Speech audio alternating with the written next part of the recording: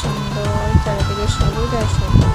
তারপর আসার পরে চা খেয়েছি, কেক দিয়ে চা খেয়ে নিলাম। খাওয়া কমপ্লিট করে দুপুরের জন্য রান্নাবান্না রেডি করবো। কচুর শাক বানাবো আজকে। কচুর শাক রেডি হয়ে গেছে। তারপর আলুর দম বানাচ্ছি, আলুর দম রেডি হয়ে গেছে।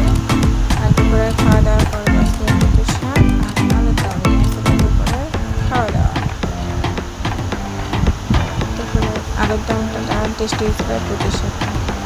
তারপরে আনারসটা অনেক মিষ্টি ছিল, ওদের জন্য এনেছিলাম, বড় ছিল, তাই রুটি দিয়েছিল।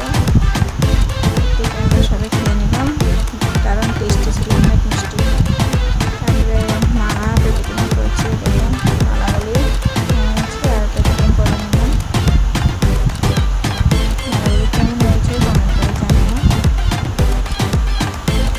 তারপরে সন্ধ্যাবেলায় চা খেয়েছি, ওনার জন্য হচ্ছে আর আমাদের জন্য চা, পাঞ্জাবি তরকা দিয়ে চা খেয়ে নিলাম। ভিডিওটি ভালো লাগলে